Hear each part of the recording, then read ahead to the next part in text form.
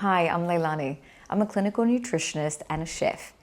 And if you've ever felt like your body is stuck in fat storage mode, no matter what you eat, this is for you.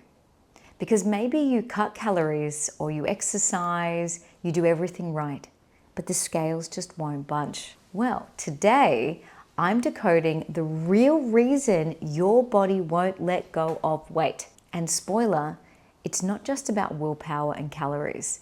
It's about what's happening inside your gut. When I first moved to USA, I put on 20 pounds. It's about 9 kilos in under 6 months.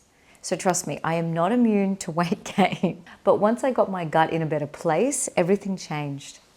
And now I do the same for my clients. So your gut bacteria play a huge role in your metabolism, hijacking your hormones and fat storage signaling. They influence how many calories you extract from food and whether your body stores fat or burns it. Now, first I'm going to show you the science behind why this happens, which specific bacteria you need more of, the exact foods to feed that bacteria, and how to support your gut so your body finally works with you instead of against you. So let's start with what's actually controlling your weight. In 2013, researchers did something incredible. They took gut bacteria from an obese mice and transferred it to a thin mice, or plural.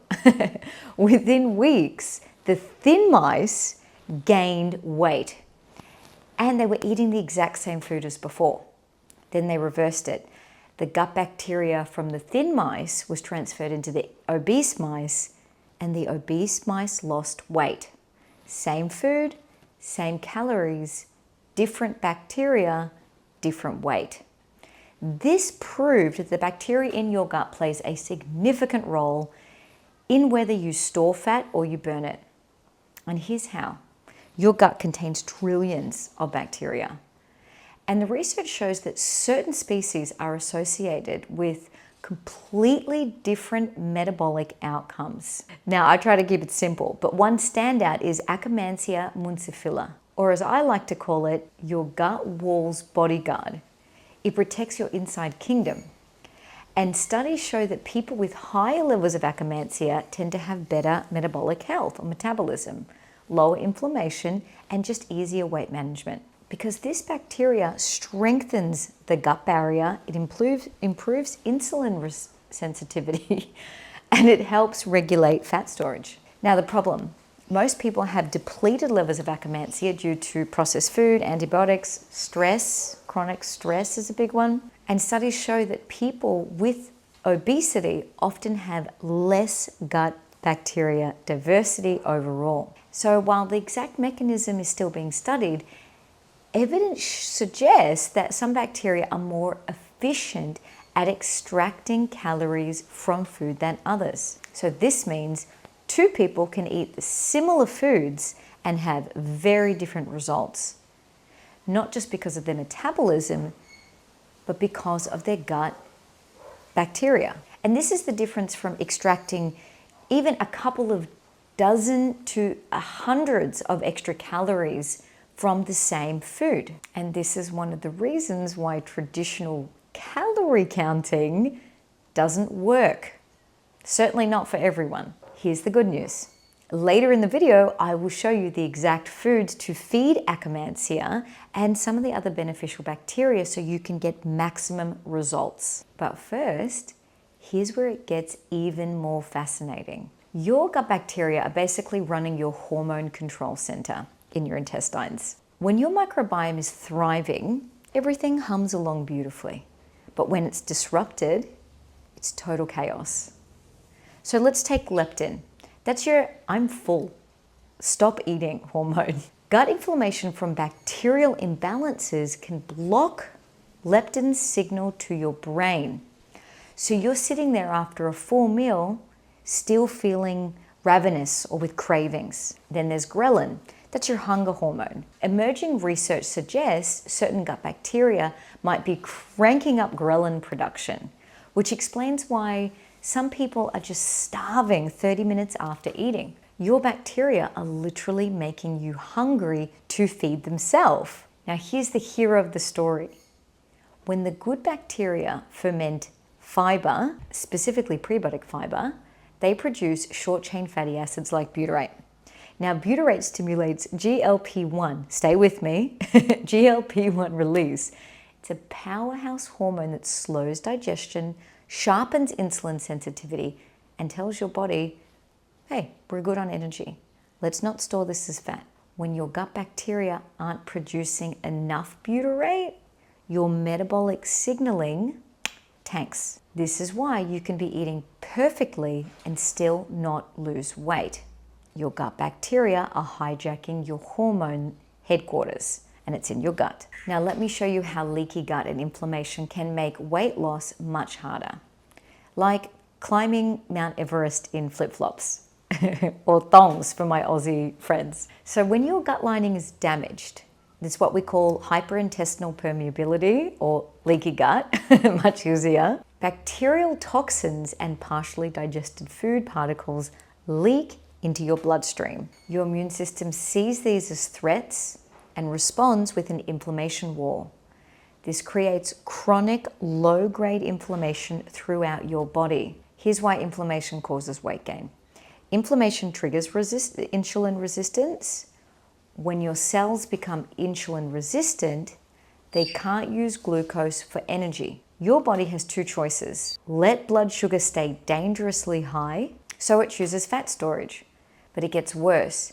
Once you start storing excess fat, fat tissue itself produces inflammatory compounds called adipokenins and cytokines. This creates a vicious cycle. Gut dysfunction, inflammation, insulin resistance, fat storage, more inflammation, harder weight loss. So your body becomes stuck in a pattern that makes weight loss so much more challenging. And calorie restriction alone often isn't enough because you haven't addressed the underlying gut dysfunction. Now, here's how to support your gut. You can't out-exercise or out-diet a disrupted gut microbiome. That's the truth.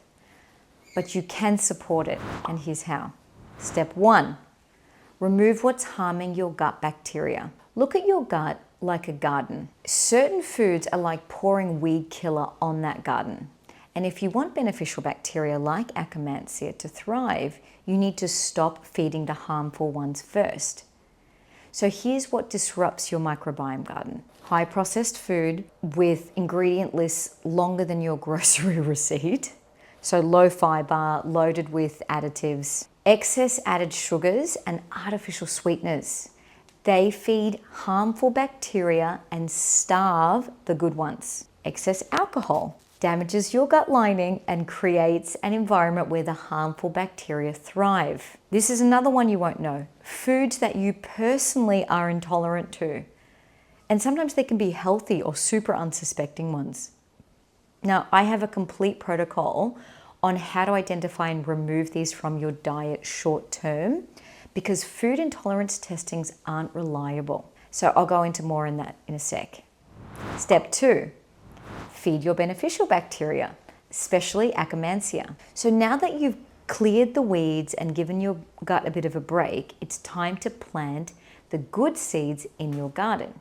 So remember Akkermansia, that's your gut wall's bodyguard. Here's how to feed it and some of the other beneficial bacteria so they can flourish. Akkermansia specifically likes red polyphenol-rich foods. So I'm talking pomegranates, cranberries, red grapes, red quinoa. But you can't only eat red food. It just does not work like that. They're capped in numbers. And also include foods that feed the good microbes. So that includes prebiotic fibers like legumes, beans, garlic, onion, leeks, asparagus, Jerusalem artichokes.